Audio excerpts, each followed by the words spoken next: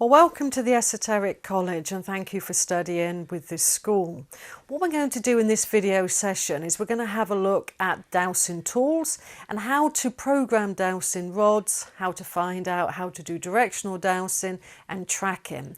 Because when we look at ways to dowse, the best way to dowse is to learn three fundamental skills. And those three fundamental skills are being able to find an object, track an object and locate it accurately, and that's what we're going to be doing in this video session.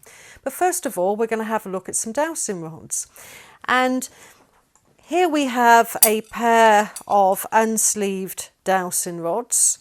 Now, these are made of metal, but you can get dowsing rods made of anything really these days, from plastic to iron to copper to brass. It's really your own choice of your dowsing instrument. These are beautifully made by John Moose in the USA, and they are particularly good at water divining, which we'll be having a look at in another part of the course.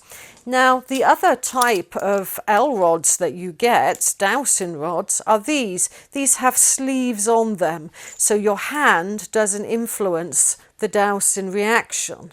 So these are very popular these days. Personally, I use just one rod, but I'll be showing you how to use two rods traditionally, and this has a copper sleeve associated to it. So that's the dowsing rod that I use. The other dowsing instrument we'll be using in this course is a pendulum, and pendulums can come in many guises. You could have a crystal pendulum, a wooden pendulum, and this is called the 4-element pendulum. It's made of glass and it has water inside and beautiful crystals. But again, the dowsing instruments that you choose are of your choice and decision. So dowsing is an age-old art. We're all familiar with dowsing being associated with water divining, for instance. But down through the centuries, there have been many, many famous dowsers. For instance, there's been Sir Isaac Newton, there's been Einstein, and even Da Vinci was a dowser.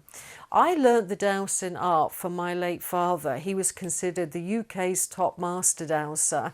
And today, with the knowledge that I have, I want to impart that to you so that you are on your way to becoming a master dowser. So the first thing that we need to do to establish how to dowse is how to hold our dowsing rods. I'm going to use these sleeve dowsing rods.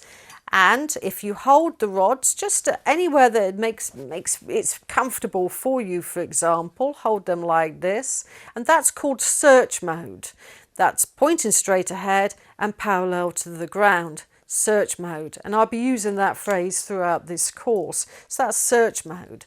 So I can program these rods to go to a found mode, so I know instantly what the found mode is. So I'm going to do that now, and you can do this in your own time at home as well. Found. So I could say to my rods, show me my yes response. And they're going right the way towards me. But sometimes found for some people can be what's called repulsed rods, and rods that are going away from you. So we'll do that again. Please show me my found. Show me my found. Show me my yes. So for me, that's yes, and that's found. Now I'm going to ask the rods to show me my no response. And that's rods going away from me. I do that once more. Show me my no response. So now I've set my rods for yes and no and found. And that's a fundamental thing that you must do. You must start programming your rods to get those simple, basic reactions.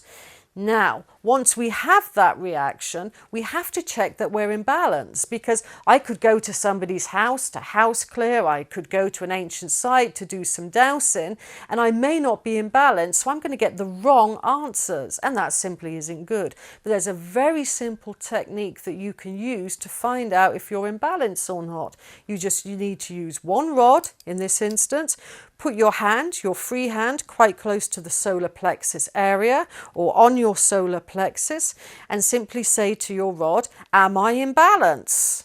And that's going towards my yes.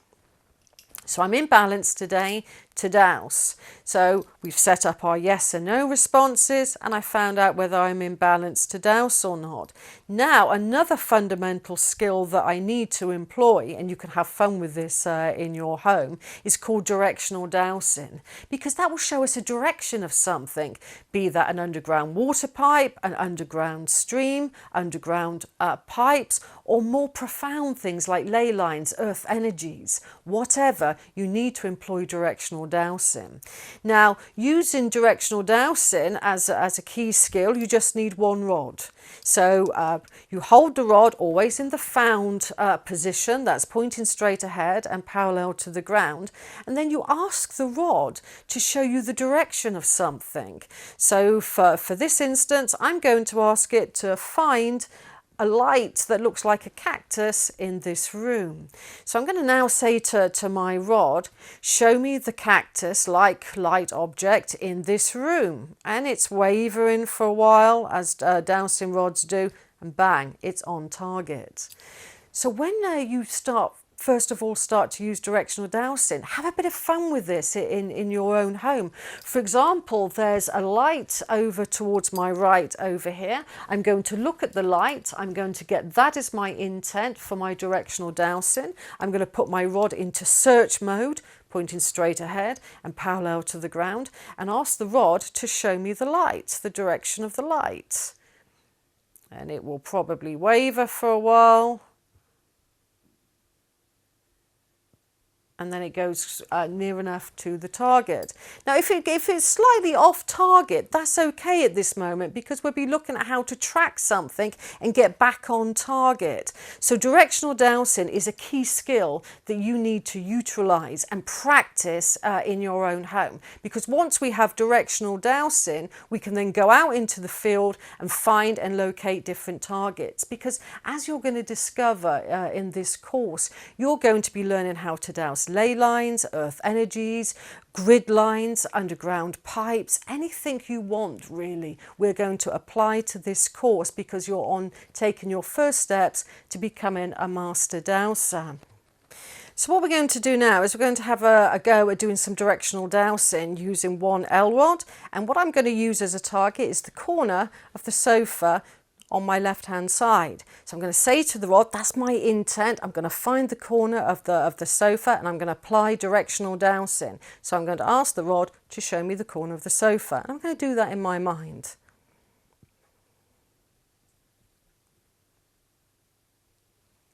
And the rod is near enough on target. What the rod's doing is pointing you into the direction where you should follow. And when you find the target, as we're going to do out in the field, it will go to found, just like the rods crossed over earlier on when I was showing you how to set up and program the rods. So that's a skill. The other skill in dowsing that we need to employ is information dowsing. That's basically asking a question of a pendulum or asking the question of an L rod. We set up our responses for our yes and no, and then we can ask a question. So let's do that now, for instance. And so just to practice asking some questions, I'm going to use two rods. A pair of rods. I'm going to hold them at a very comfortable height, and what's really comfortable for me, and that's different for everybody.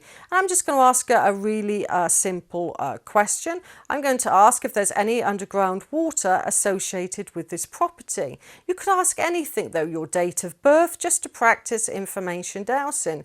So is there any underground water associated with this property? Is there any underground water associated with this property? And it's telling me, yes, there is. So I could also ask questions to begin practicing with about, is this my correct date of birth? Where am I living? Is it in a particular town? You need to build up your skill of information dowsing so that you get used to asking questions.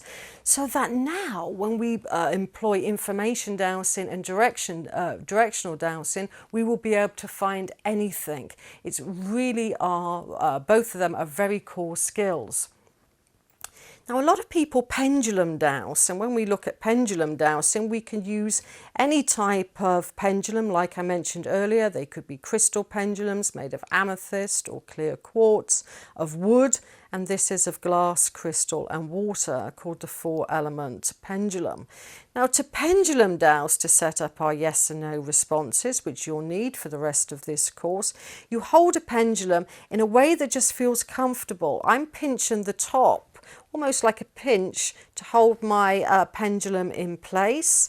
And then to program it to give you a yes or no, you literally just ask the pendulum, show me my yes response, show me my yes response. And the pendulum is making a clockwise circular motion. That's my yes response. Now I'm going to ask it to show me my no response, show me my no response, show me my no response. And it's going anti-clockwise, and that's my no response. But sometimes when people first begin to dowse, they can't get the pendulum to move. So another way you can program it and to get the pendulum to move is place the pendulum over one of your knees and then just get the pendulum to see which way it's swinging. It's going clockwise motion there. Then switch the pendulum over to the other knee and it's going anti-clockwise. You could do that over a hand, for instance. And it's just to get the pendulum moving so that you can then reprogram it to show you your yes response and to show you your no response. Some people, when they use a pendulum, like to start the pendulum off really very still and then apply the question, show me my yes response. And again, show me my no response. Other professional dowsers like to start the pendulum off swinging backwards and forwards in a linear search mode and then ask the pendulum to show you a yes response.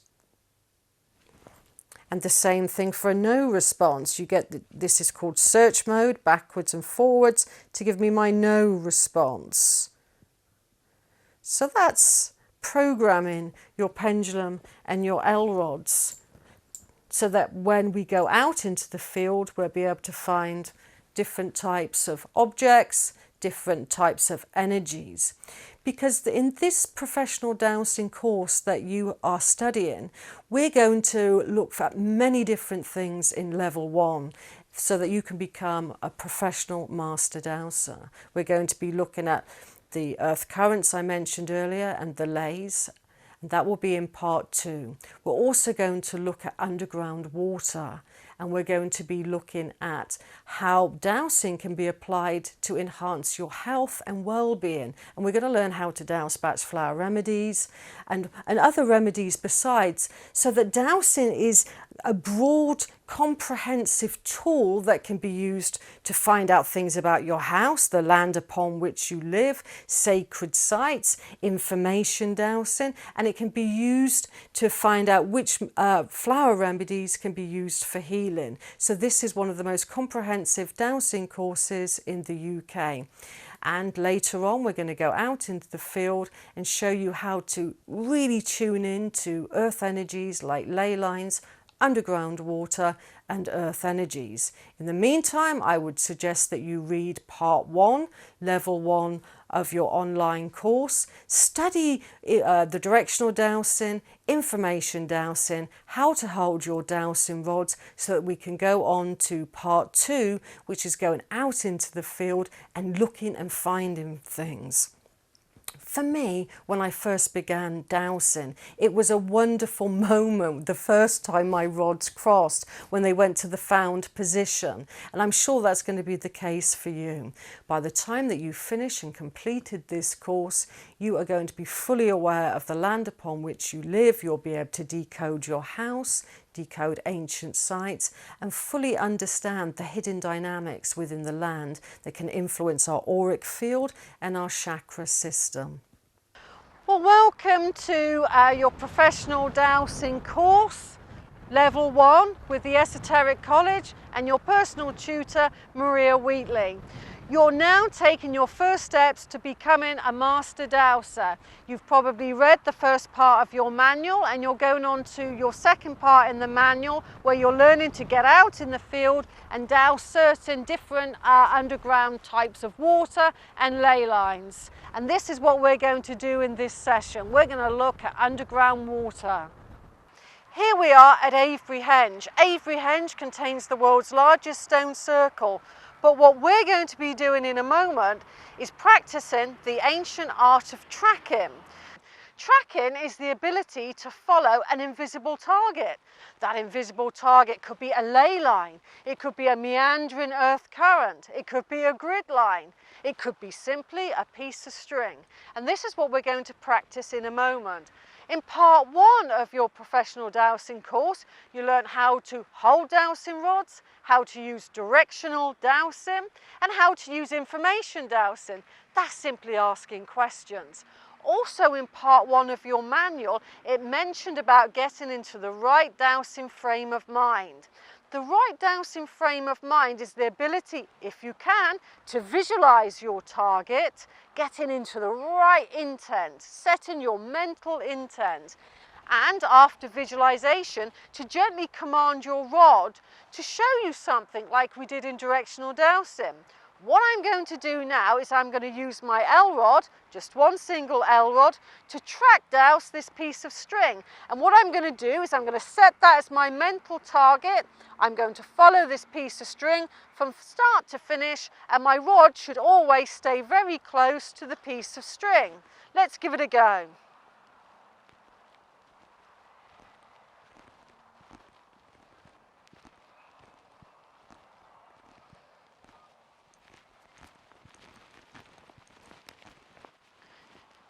So you can literally follow anything. That could be your path leading to your house. It could be the edge of a patio. Start to practice. Now what I'm going to do is to demonstrate how, when you track something, if you do make a mistake, if you do get off the invisible target, your dowsing rod will tell you the right direction to walk towards. Let's give that a go. So what I'm going to do now is I'm going to track douse this piece of string, but deliberately veer off in the wrong direction, and look at what the rod does.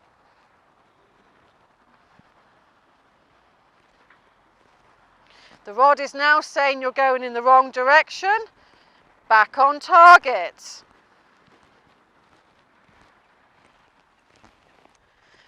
I'll repeat that exercise again, and what I'm going to show you is how my dowsing rod will literally tell me the right direction. Staying on target, being able to follow something invisible. But at this moment in time, we're making it visible with a piece of string. Let's do that exercise again.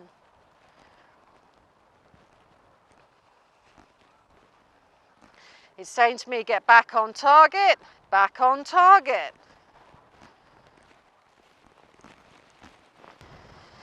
So that's the ancient art of tracking. We've made it visible with a piece of string, and later on in the course we're going to find some really invisible targets. We're going to be dowsing for ley lines and for underground water. So you've now got your 3 key dowsing skills: directional dowsing, information dowsing, and track dowsing. That is the fundamental skills of becoming a master dowser.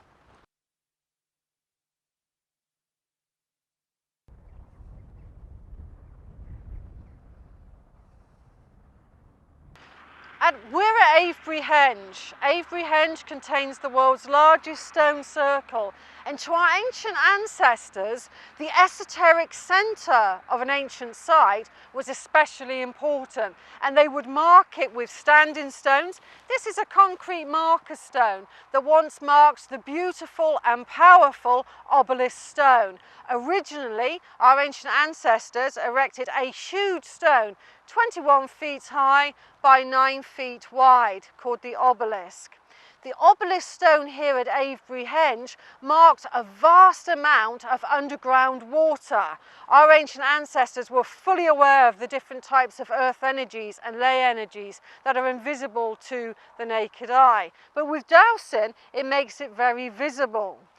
Now, as a second generation water diviner, I was taught that there's 2 types of water: And we're all familiar, if we live in the UK, with the first type of water. The first type of water, literally, as we know, falls from the sky and it will fill up the aquifers and the underground streams.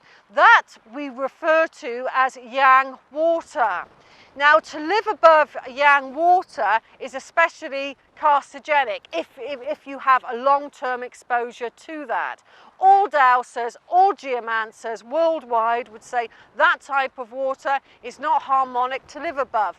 Perfectly fine to drink, and some of that water falling from the sky can be thousands of years old and fell in the Jurassic period, for example, and lies in quite deep aquifers. And any geologist would agree with that. And of course, that forms underground streams. But there's a different type of water, and this water is deemed sacred. It is said by esoteric water diviners that the earth can produce deep within her body, deep within her womb, if you will, a particular type of water. To ancient water diviners, this is called primary water, or as I prefer, yin water. This type of water is constantly being born in the womb of the planet, and where that water breaks through to the surface, that's your medicinal spring. Where that water was born in antiquity, that's your holy well. It's said to have a medicinal property. So to drink that type of water is especially healthy.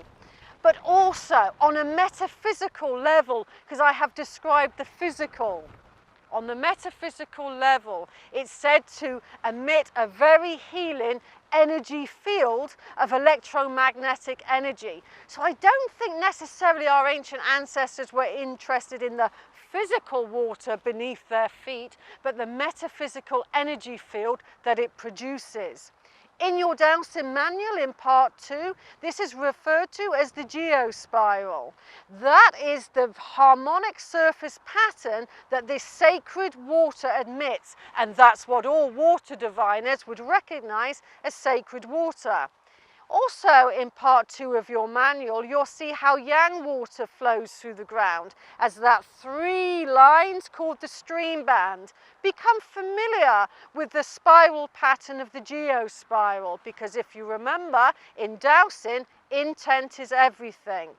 To douse a geospiral, to begin with, we need to practice and start somewhere. So to begin to douse a geospiral, if you can, go to a sacred site, churches that have old towers or fonts, because these are the locations that tend to have geospirals set within their construct. We're going to choose the obelisk stone to douse our geospiral. It was mentioned in your manuals that most geospirals have 7 coils, for instance, and here at Avebury it does indeed have 7 coils. It's so powerful, this type of electromagnetic energy, this sacred harmonic energy, that it's going to cause my dowsing rod to move quite suddenly. And I'll douse that in a moment. This type of energy that the geospiral emits, which I believe our ancient ancestors could harness and neutralize, also creates a positive energy field. David Webb, a retired engineer, tested out the frequencies of this type of energy, and he got 7 to 10 hertz. That puts your brain into a relaxed alpha mode.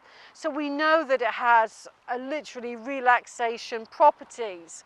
Now, to douse the geospiral, I'm going to get in the right frame of mind. I'm going to visualize what the geospiral looks like. I'm gently going to command my single L rod to show me the coils of the geospiral. That's what I'm going to be saying over and over again in my mind to program my rod to find the dowsing target. You see, in dowsing, you really do need to visualize that which you douse, because at an ancient site or anywhere on the land of Mother Earth, there's a lot of things going on at any one time. You could have underground yin water, with underground yang water, with ley lines, with earth energy. So the art of a master dowser is the ability to tune in at one thing at any one time. So I'm going to get in the right frame of mind. I'm going to tune into the geospiral pattern, and I'm going to program my rod to show me the coils of the geospiral. I'm going to put my rod into search mode, that's pointing straight ahead and parallel to the ground, and I'm literally just going to walk forward. And when my dowsing rod finds one of the coils of the geospiral, it will go to found. It will go to my yes. A bit like what we programmed earlier on. So let's give this a go. Get into right frame of mind. Visualize the geospiral pattern in the ground. Gently command my rod to show me the coils of the geospiral. Found. My rod has found one of those coils. Now I'm going to put my rod back into search position, pointed straight ahead and parallel to the ground, and I'm going to continue to walk forward until I get the next found when it hits the next coil. Found. I'm going to put it back and repeat the exercise again. Found. So we've hit 3 of the coils so far of the geospiral.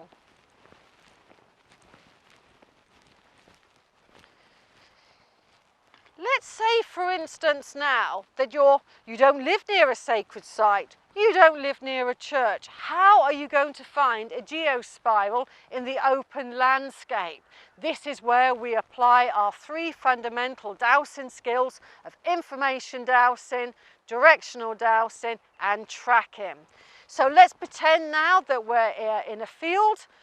We were thinking, is there a geospiral in this area? How do we go about that? It's a simple technique. So let's imagine that we're in a field, we're in open landscape.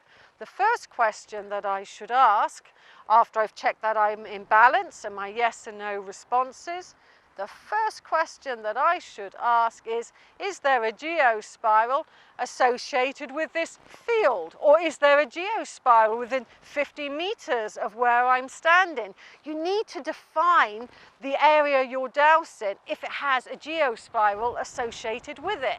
So let's pretend that we got a yes response.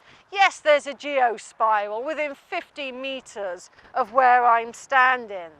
That's information dowsing. Now we're going to use directional dowsing by asking our dowsing rod to show us the direction of the nearest geospiral.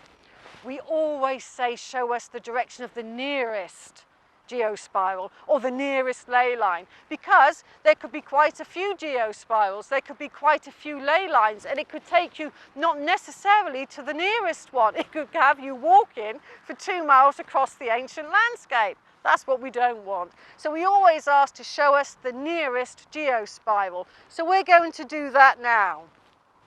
I'm just going to move over here and I'm going to say to my dowsing rod, show me the direction of the nearest geospiral. Show me the direction of the nearest geospiral. Now my rod is pointing to that direction. I align myself to that direction and I carry on walking. And when my rod goes to found, it's taken me to the center of the geospiral. Let's give it a go.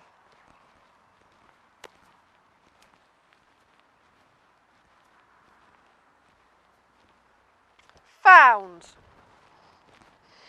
So you can find a geospiral anywhere on Mother Earth. All you need to do is apply your dowsing skills. You use the directional dowsing, information dowsing, and then you've programmed your rods to found. When you say, show me the direction of the nearest geospiral, and you get your found, it will take you to the center. Then you can simply employ information dowsing. How many coils does this geospiral have? Is it 7, 14, 21? Because in your manual, it would say that geospirals are always found in multiples of 7. 7 is a very sacred number in numerology. So that is a fundamental skill of dowsing. We've now got an invisible target. We found our geospiral pattern. You see, A lot of geologists will tell us that we're running out of water, and that is simply to me, being a second generation water dowser, a nonsense, because this type of underground sacred yin water, or primary water as it's often called, can never run dry because it's continually being born within the womb of Gaia. So Guy Underwood was a master dowser, and he looked into the healing properties of yin water, or primary water as it's often called. And this was in the 1940s. He interviewed a lot of the Second World War veterans that had gone to France and obviously survived. And what he found was quite extraordinary.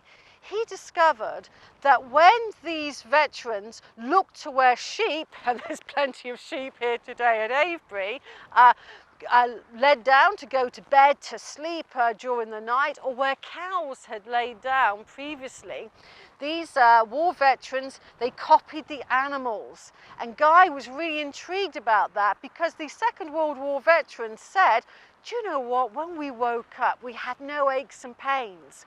So Guy thought, I wonder if there's something in the land there. And he was quite right, because he discovered that you have tiny pockets of underground yin water that create spirals of energy. And this is harmonic healing energy. And animals, they naturally, instinctively know what's good for them. It's only us humans that have lost that disconnect with the earth, where we no longer realize what's good for us.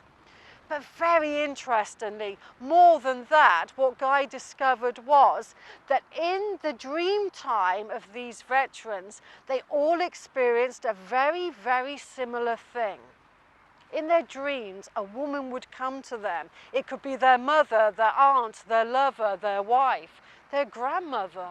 But a woman figure would come to them in their dreams and tell them that they were going to survive the Second World War. They were going to be okay. Now, when we think about that, and we go to other bodies of deep underground water, like Lourdes in France, how was Lourdes in France discovered?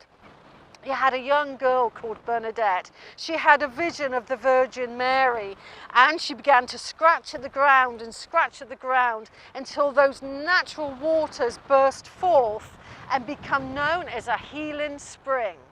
So could it be that these women figures that appeared to those war veterans was actually the goddess personified in a kind of language that they could understand?